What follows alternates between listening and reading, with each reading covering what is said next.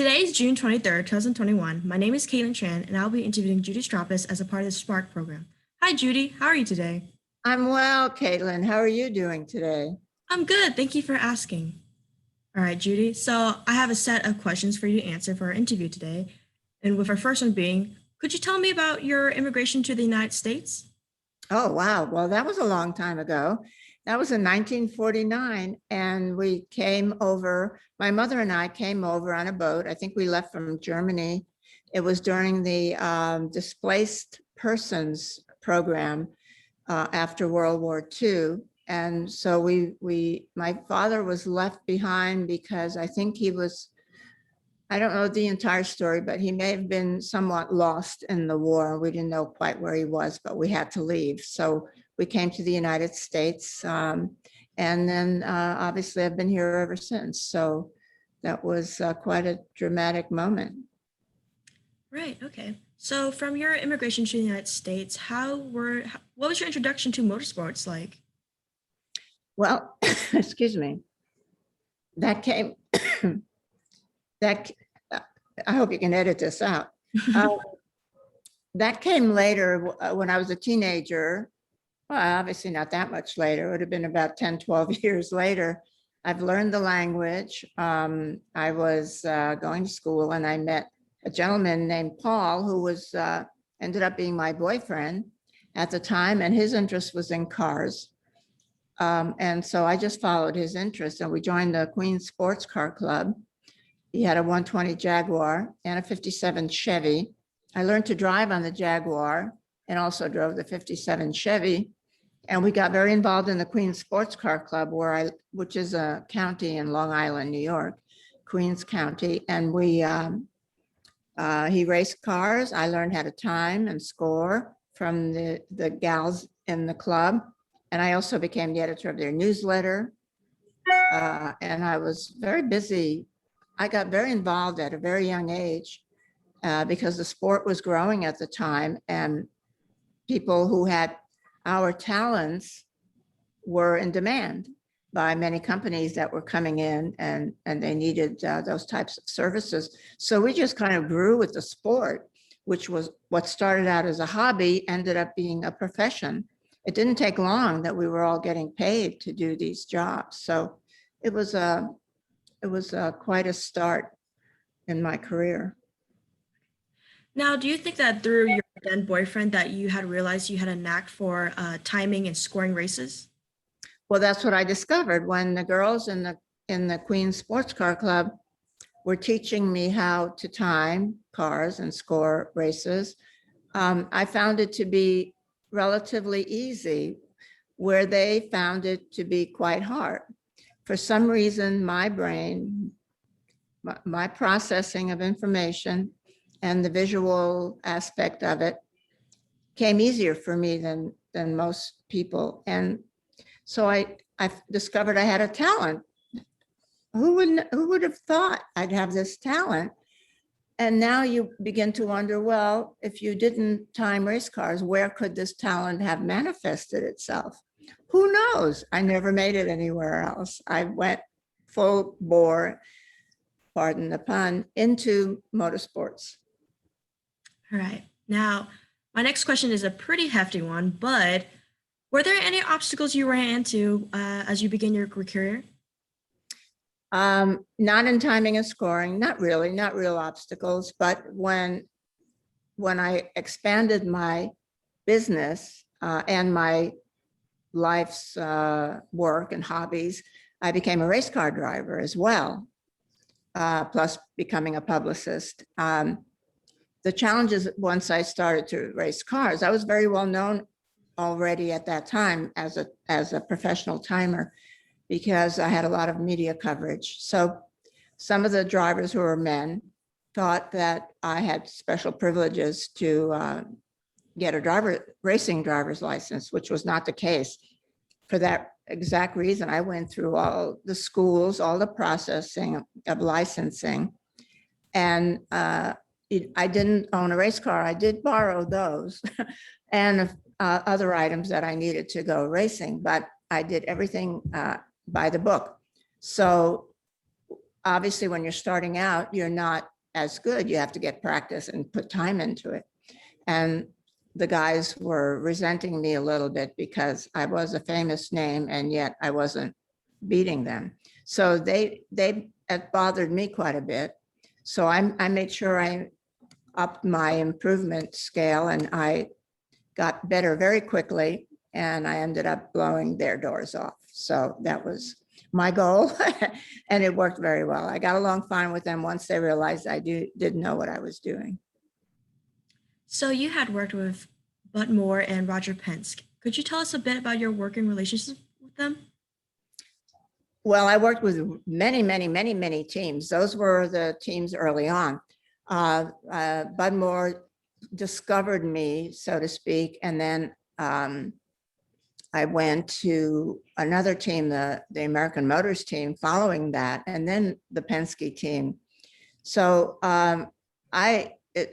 the irony of it all is that this was in the 60s and I had done so much in racing already with the Queen Sports Car Club. I was writing for Auto Week. I was publicizing and I was really getting tired of racing. So I ended up going to a race in Marlboro, Maryland to time a under 2 liter, I think it was 3-hour race or something for a friend of mine. And I happened to go to and by that time I had crashed my Alfa Romeo. I had no car. I took a bus down. I had 2 black eyes, or they were beginning to disappear. And I met at a cocktail reception that night all the Ford people, which was the Mercury Cougar team and Bud Moore's team. And they were happy. The race the next day was a 5-hour race. And they just happened to say that, we don't have any way of getting the information during the race. This was all new to everybody. So my friend, also a writer for Auto Week, said, well, Judy does that. And she does that quite well. And I said, oh yeah, I can do that for you. They said, great. They had no idea whether I could or I couldn't. So they said, we'll pay you $25. I said, fabulous. So the next day I timed and scored the 5-hour race. It was perfect. I knew it. I can tell when it's perfect or when there's any glitches. And I gave them the lap chart and I just said, well, I'll probably just go back to work and not go to races anymore. I'm tired of racing. So they called me, Bud Moore and the people from Ford called me and said, you must come to the next race. I said, okay, I'll do that. And so my career started off. I just went to every race. They were very, I was very effective for their strategy. And that became very important. And so I became in demand. And then the other teams, when the Lincoln Mercury team went away and they were switching to Ford Mustangs, they had a group of people that Ford had used to time. So they went with them. So I was picked up by the Javelin team and then eventually by the Penske team. And I was with the Penske team through many series, Trans Am, IndyCar, USAC, Can-Am.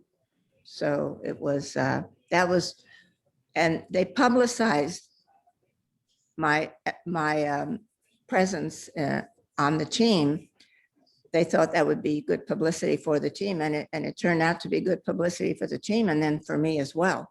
So I became more famous by the Penske team than I had with the other teams. But after that, I worked for many other teams as well through the years.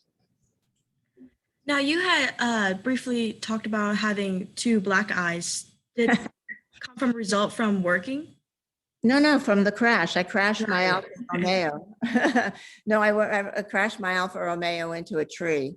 So just glanced off the tree. And that was before I had a lap belt, but before the shoulder belt. Right. And so I bounced into the steering wheel and got the 2 black eyes.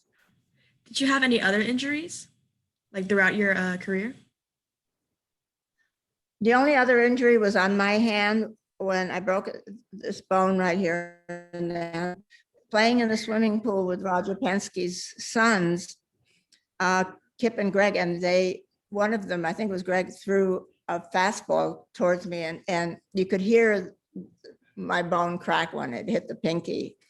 And I ended up having to go to the local hospital, and the only doctor on board was eye, ear, and nose throat specialist. So he put a cast on my entire hand where I only had my fingers, and I had to do the lap chart, had to score the race the next day.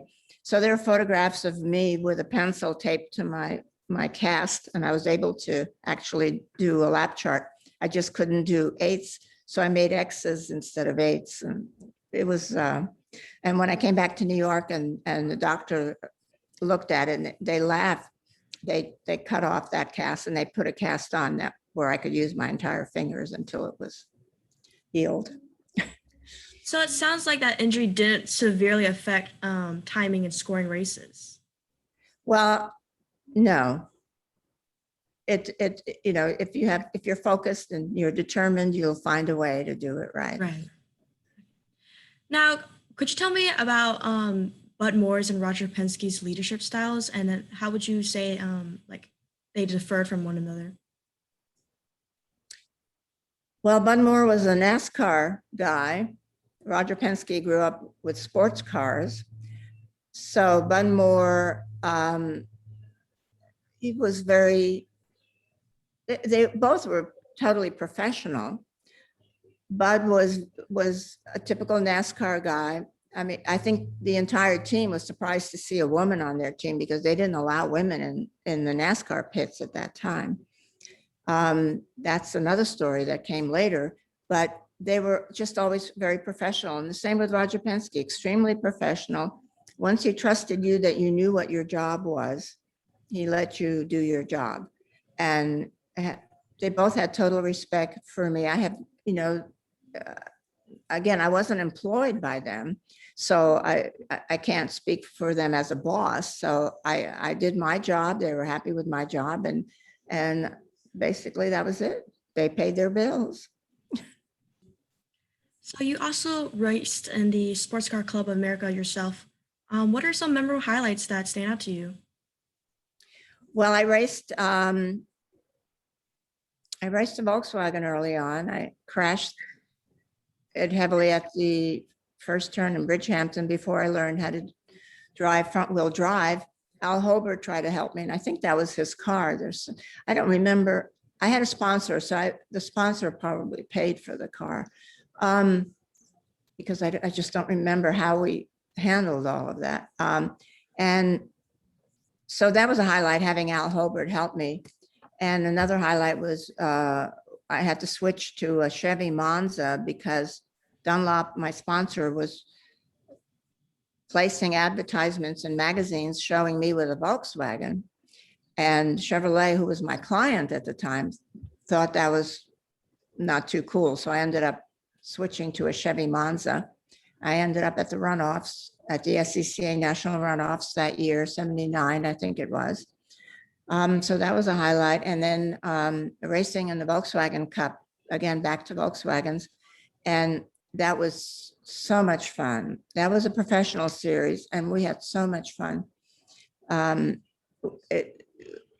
This is, when you have the ability and you have the respect of your competitors, you really have a good time. So the guys, and it was so much fun, and I had a blast. And I've raced many other cars for other people, and I enjoyed every bit of it. And I've raced go-karts in more recent years. And now I wish I had started racing go-karts sooner, because I find that I'm doing quite well with go-karts, and I hope to get back in a go-kart soon. So now it is noted that you had also worked in public relations for most of your career. How did you balance this with your responsibilities at the track? Well, that was fun. There are days when I'd be driving, there are days when I'd be timing and scoring, and the other days I'd be public relating. Sometimes I'm doing them all at the same time. And it became a balance. You just did it. Now, it was rare that I would have to do all three in one weekend. If I'm driving, that's all I'm doing. And if I'm timing, that's usually all I'm doing. But there were a couple of times when it was the same weekend where I was driving and somebody would hire me to time and score the professional race that was happening that weekend. I have photographs of myself sitting in my driver's suit timing, but it was pretty rare. But there were times when I would have assistants helping me with timing, and I mean, not timing and scoring, but with the publicity, with the PR work, especially for Chevrolet. But eventually Chevrolet said, we'd rather have you focus more on that, on us as a client. And that is basically when I decided to stop timing, because it was time to stop timing because the computers were coming in. They hadn't arrived yet, but I decided that I should focus more on the PR side of my business. And I did that. I hung up my stopwatch and continued my PR side, which I'd always done PR since day one. So that was not new. Okay. How does it feel to be recognized for your achievements in such a male-dominated sport or industry? Oh, I think it's crazy. I think they made some kind of a mistake. It's beyond my comprehension that I would win over famous race car drivers that were on the ballot, because it's in the sports car category. So most of the candidates nominees are race car drivers, and then there's me. I'm a race car driver, but my talent as a race car driver were I was good at the level I was at, but I was not at the level that these other drivers were. So I am totally, I use the word gobsmacked, which describes it perfectly. I was totally surprised. I am a voter on the Motorsports Hall of Fame of America ballot. So I voted, but the first time my name appeared 3 years ago, I said, what? I opened up the ballot to vote and there's my name on there. And I said, how did that get there? What do I do? So I wrote a note. I voted for myself. I think we're allowed to vote for 2 or 3. Myself, Scott Pruitt was on the ballot that year. Scott is a friend of mine. So I wrote a note when I sent in the ballot. I'm going to vote for myself, but if I'm not allowed to vote for myself, then I vote for Scott Pruitt. And I joked with Scott Pruitt after that, after he won. I didn't win. He won that year. And I said, if you won by 1 vote, I would really be bummed. But I'm sure he won by many, many votes. Now, why did you feel the need to write under your ballot that if you weren't allowed to vote for yourself? Did you think that because you were as a woman, or did you think it was because you couldn't vote on the ballot if you were already on the ballot? Yeah, I just felt I couldn't vote because I was a voter. I was one of the jurists, and it didn't seem appropriate. So I just put that note in, sort of with a laugh, so they would understand, because I do joke a lot. Now, later this year, you will be inducted into the Motorsports Hall of Fame. And how do you feel about this achievement?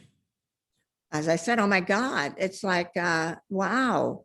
I think it's for all the years that I've worked, and I consider myself a worker, being not a celebrity. I've achieved some celebritydom, and it's comfortable. No one knows me walking down the street, but people in my business know who I am. So it gives me the opportunity to make a phone call or send an email, and people will recognize my name and answer the call, answer the email. So I find that to be valuable.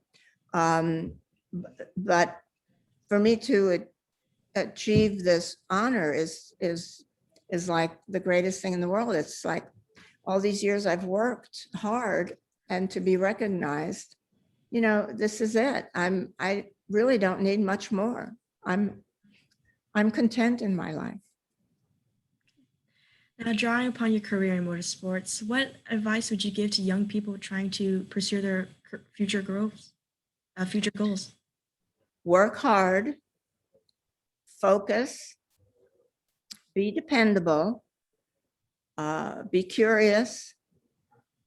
If you have a job, it is the most important thing that you will be doing that day. You have to do your job. You have to do more than expected.